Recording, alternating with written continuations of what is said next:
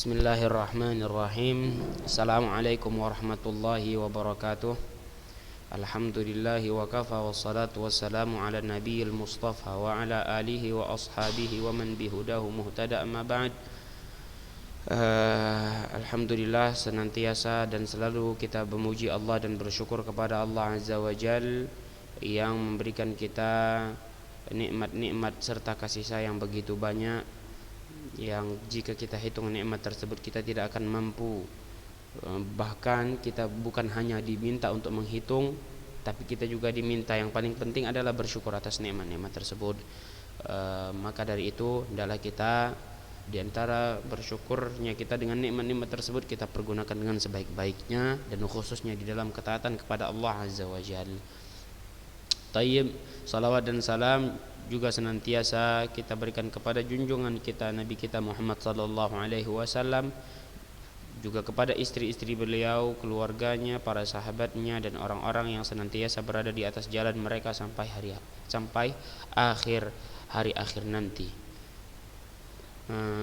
Ikhwan dan akhwat yang selalu dan semoga senantiasa dirahmati oleh Allah Azza wa Jalla. Pelajaran kita saat ini sudah masuk ke pembahasan wudu. Naam, ke wudu, pembahasan wudu, yang mana kita sudah sampai ke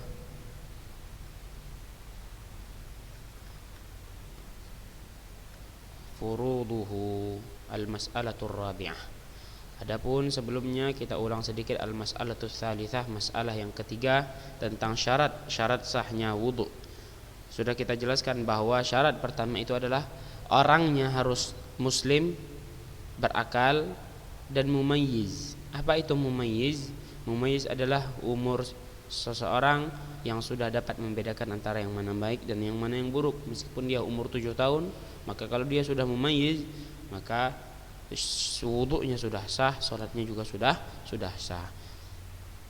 Maka jika keluar dari tiga sifat ini, contohnya dia kafir, maka tidak sah wudunya, ataupun dia gila, tidak sah wudunya, ataupun dia belum sampai usia mumayyiz, maka tidak sah wudunya. Itu yang pertama. Yang kedua, niat, dibutuhkan niat seperti yang sudah kita bahas, dan tidak mesti untuk dilafazkan. Enggak nawaitul wudu'a bla bla bla, ini enggak mesti. Cukup dalam hati kita terbetik untuk berwudu, maka ini sudah cukup. Tayyib. Yang ketiga, al-ma'ut tahur, airnya. Pembahasan air sudah kita bahas. Pembahasan tentang air sudah kita bahas di awal. Air yang bagaimana, yang bisa dijadikan, yang harus dijadikan untuk berwudu sebagai syarat sahnya. Ini sudah kita bahas. Silakan dimurojaah pelajarannya. Ammal ma'un najis fala yasihul wudu'u bihi. Adapun air yang najis, maka tidak sah wudu menggunakan air tersebut. Yang keempat, menghilangkan segala penghalang-penghalang yang ada di permukaan kulit, karena itu bisa menghalang air masuk ke pori-pori ataupun ke kulit. Seperti contohnya kuteks yang menghalangi kuku ataupun tato, maka ini enggak boleh. Tayyib, itu yang keempat. Yang kelima, al-istijmar wal istinja inda wujudi sababihima lima taqaddam. Istinja dan istijmar, pembahasannya juga sudah kita bahas. Apa itu istinja, apa itu istijmar, dan merupakan syarat sahnya wudu. Seseorang harus beristinja ataupun dia beristijmar ketika dia buang hajat. Baru setelah itu dia berwudu. Ini merupakan syarat sah. Adapun kalau dia tidak beristinja dan beristijmar lalu dia berwudu, maka wudunya tidak sah. Yang berikutnya, al-muwala, berkesinambungan, terus menerus berkesinambungan. Maksudnya setelah tangan, lalu kumur-kumur, hidung, lalu wajah, sampai yang terakhir. Ini berkesinambungan, jangan terputus. Misalnya dia membasuh tangan, lalu dia pergi ke dapur makan dulu, ini enggak boleh. Dia terus mulai dari tangan sampai kaki, ini berkesinambungan terus. Setelah berkesinambungan, tertib. Berbeda antara berkesinambungan dengan tertib, ya. Berkesinambungan itu dia harus menjalankan ritualnya sampai akhir, mulai dari cuci tangan sampai kaki tanpa ada yang memutuskan. Seperti contoh makan atau tidur dulu dia setelah cuci tangan, atau nyuci kepala, kakinya nanti, ini nggak boleh. Tertib, adapun tertib ini tidak lawan dari tidak beraturan. Tertib contohnya seperti yang sudah diajarkan, setelah tangan apa? Mulut, baru hidung, baru wajah. Nggak boleh dari tangan langsung ke kepala, langsung ke kaki, baru kumur-kumur lagi, ini nggak boleh. Yang terakhir, ghuslu jamil a'dha'il wajib ghuslu, membasuh seluruh anggota yang wajib dibasuh. Ini syarat sahnya wudu. Adapun masalah yang keempat, kita akan bahas anggota-anggota yang wajib dibasuh apa saja. Hukumnya wajib dibasuh dalam masalah wudu. Nah, apa saja anggota-anggota yang wajib dibasuh tersebut yang dinamakan dengan furudul wudu. Anggota-anggota yang wajib dibasuh. Karena ada sebagian anggota tubuh yang statusnya hanya sunnah saja, hukumnya hanya sunnah untuk dibasuh. Adapun yang kita bahas ini yang wajib. Kalau dia meninggalkan ini maka enggak sah wudunya. Naam, al-mas'alatur rabi'ah, perhatikan kitabnya masing-masing. Furuduhu ay a'dha'uhu. Maksudnya anggota-anggota yang wajib dibasuh. Anggota-anggota tubuh yang wajib dibasuh. Wahiya sittatun. Jadi permasalahannya ini harus kita bahas. Namanya juga masalah yang keempat. Karena ada banyak orang yang nggak tahu yang mana anggota yang wajib, yang mana yang sunnah. Jadi kita harus jelaskan bahwa anggota tubuh yang wajib dibasuh itu ada 6. Atau perkara dari anggota tubuh, perkara wudu yang wajib dijalankan itu ada 6. Wahia, yang pertama, ghuslul wajhi bikamilihi. Ghuslul wajhi bikamilihi, membasuh wajah seluruhnya. Membasuh wajah seluruhnya. Nah, seluruh wajah. Di sini kita harus paham, wajah itu yang mana-mana saja. Wajah itu yang dikatakan wajah mana? Para ulama menjelaskan bahwa mulai dari tumbuhnya rambut yang berada di kepala, sampai ke bawah, ke jenggot,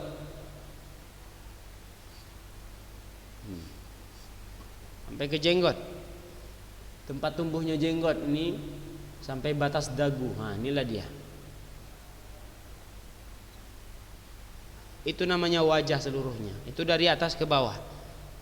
Adapun dari samping, mulai dari tumbuhnya daging di telinga sampai sebelah satunya lagi, itu wajah seluruhnya harus terkena air. Makanya dikatakan di sini yang wajib ghuslul wajhi bikamili, mencuci atau membasuh wajah seluruhnya.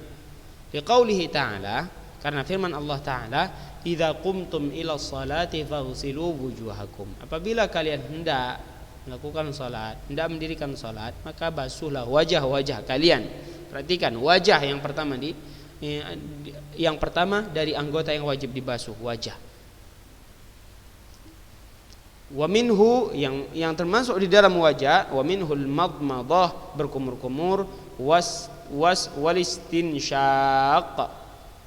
Kemudian al istinsyaq. Apa itu al istinsyaq? Memasukkan air ke dalam hidung.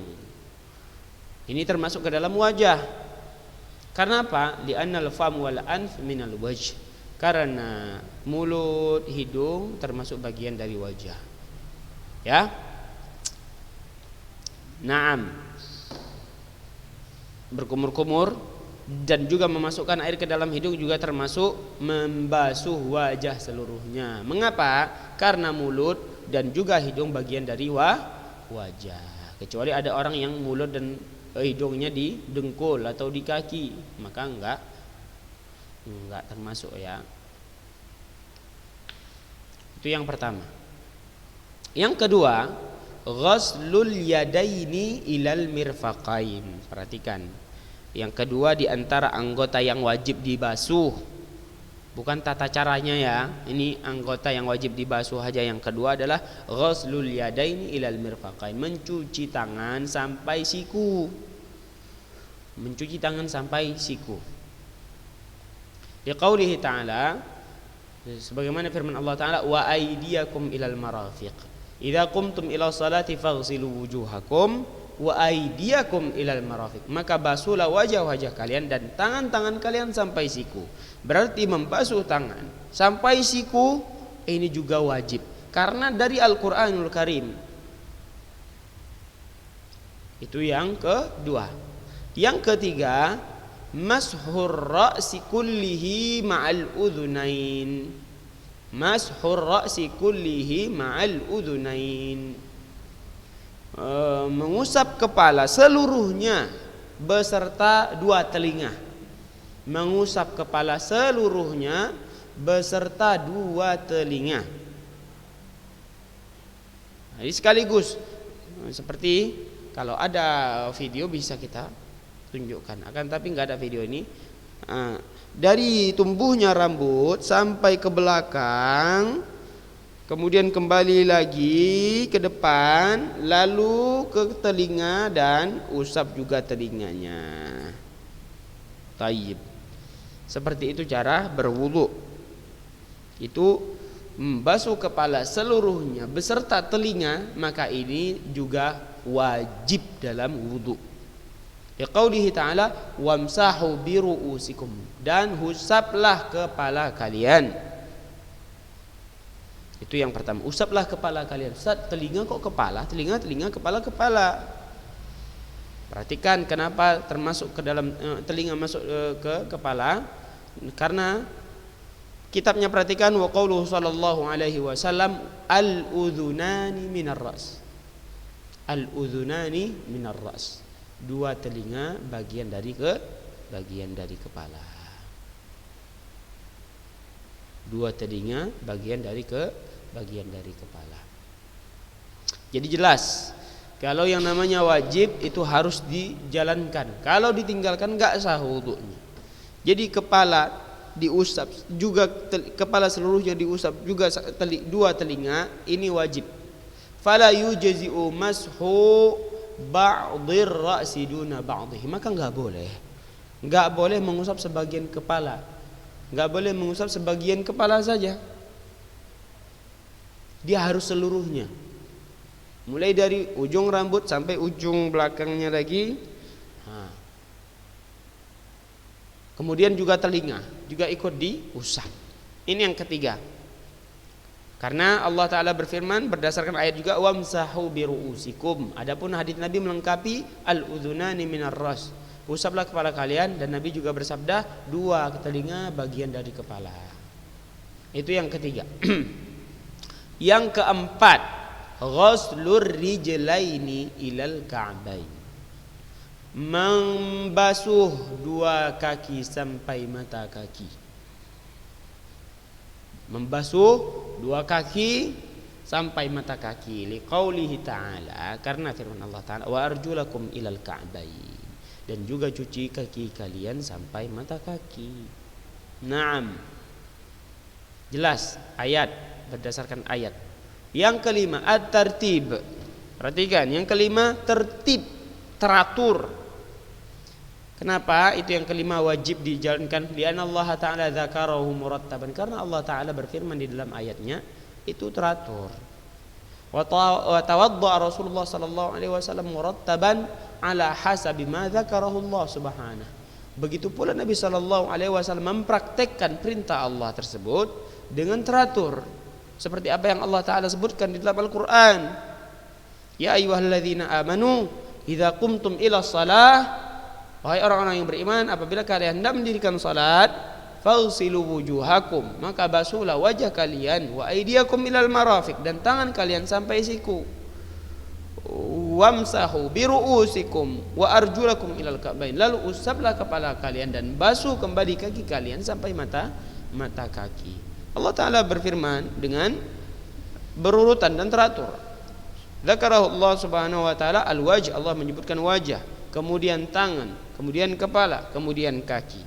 Kama warada dzalika fi sifati wudu'ihi sallallahu alaihi wasallam fi hadits Abdullah bin Zaid wa ghairihi. Seperti apa yang terdapat dari tata cara wudunya Nabi sallallahu alaihi wasallam di dalam hadis Abdullah bin Zaid wa ghairihi. Hadis Abdullah bin Zaid wa ghairihi. Mana hadis Abdullah bin Zaid? Coba kita lihat, sudahkah disebutkan di sini belum? Nanti kita akan cari hadis Abdullah bin Zaid. Ya. Naam.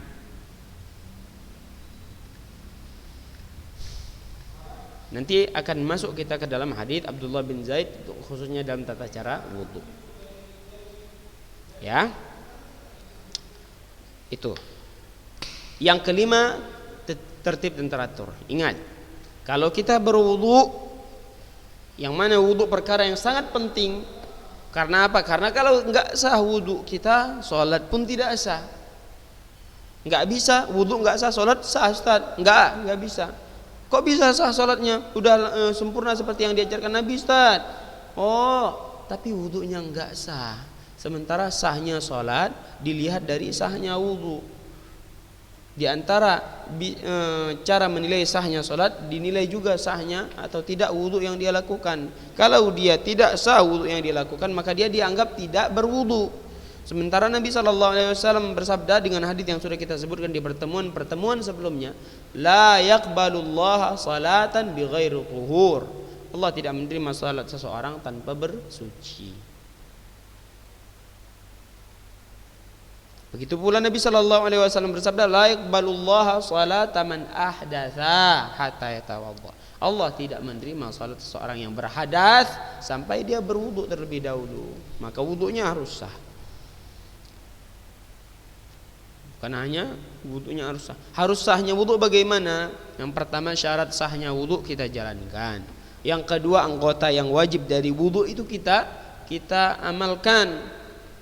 Seperti yang pertama tadi, wajah. Ini yang wajib ya, bukan tata caranya. Ini yang wajib. Wajah, tangan sampai siku, kepala juga disertai telinga, kemudian juga kedua kaki sampai mata kaki. Dan tertib, jangan lupa tertib. Yang terakhir al-muwalah. Berkesinambungan seperti yang kita sebutkan tadi. Jadi berkesinambungan ini juga wajib. Bi an yakuna ghaslul 'udwi 'aqiba alladhi qablahu mubasharatan biduni ta'khir. Itulah makna dari muwalah. An yakuna ghaslul 'udwi 'aqiba alladhi qablahu mubasharatan biduni ta'khir. Berkesinambungan maksudnya apa?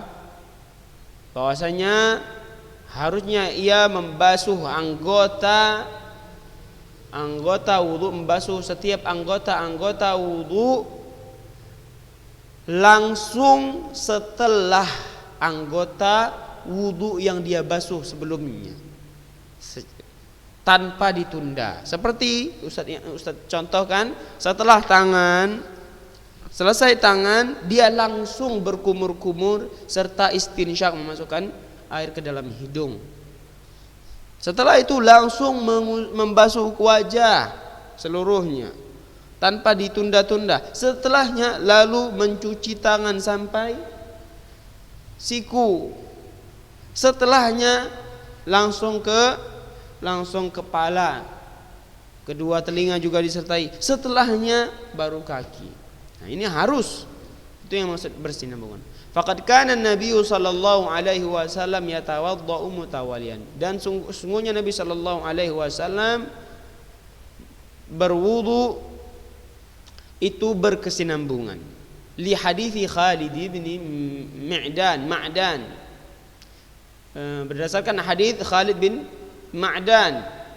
Khalid bin Ma'dan meriwayatkan hadis dari Nabi sallallahu alaihi wasallam, anna Nabiy sallallahu alaihi wasallam ra'a rajulan. Sesungguhnya Nabi sallallahu alaihi wasallam dahulu telah melihat seorang laki-laki yusalli, ia sedang salat, wa fi dhahri qadamaihi, dan di atas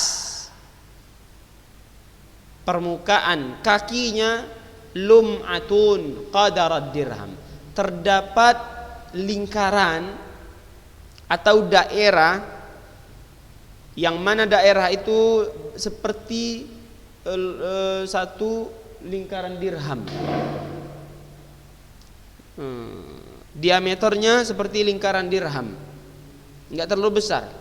Lam yusib halma, yang belum terkena air.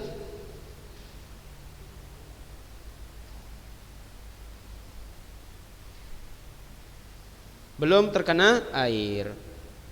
Fa amarahu an yu'idal wudu. Perhatikan.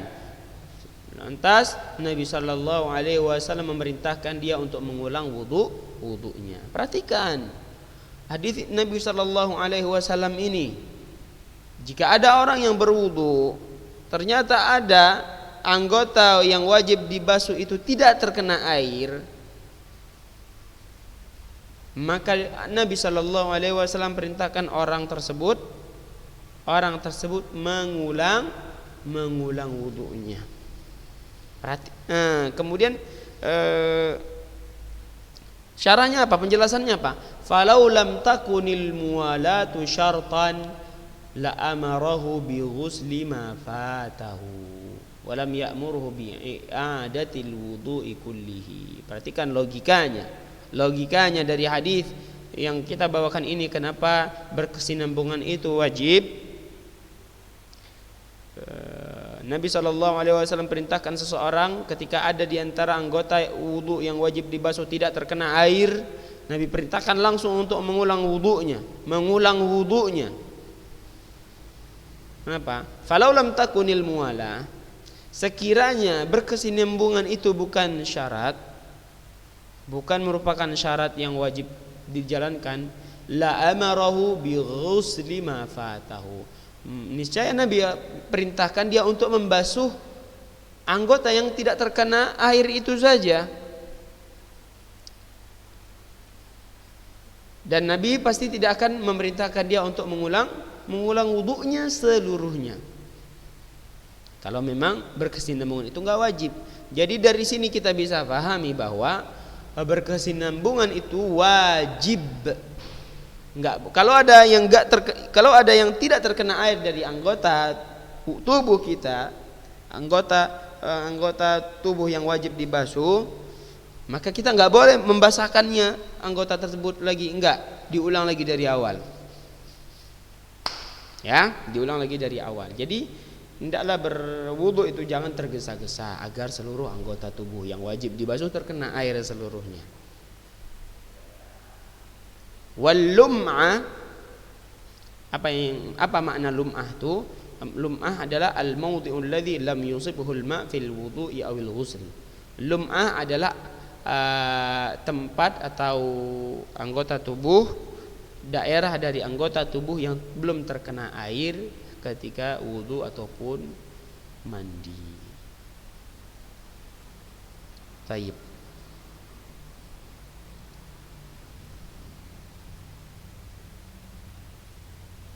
Jelas? Itulah pembahasan kita pada pertemuan kita kali ini. Kita mengulang syarat sahnya wudu, kemudian kita bahas anggota-anggota tubuh yang wajib dibasuh beserta perkara yang wajib dijalankan dalam wudu. Kalau ditinggalkan maka wudunya tidak sah. Ini sudah kita bahas, maka dihafal dan diingat, diamalkan. Tayyib, Ustaz rasa jelas. Kalau ada yang mau bertanya boleh tanya langsung ke WhatsApp Ustaz. Perkenalkan diri tentunya, jangan langsung bertanya. Tayyib, adapun masalah kelima insyaallah akan kita lanjutkan di pertemuan kita berikutnya. Semoga Allah berikan kesempatan tersebut kepada kita dengan keadaan yang sama seperti sekarang, sehat walafiat. Allahumma amin. Nanti setelahnya di masalah kelima ini yang kita bahas adalah sunanuhu.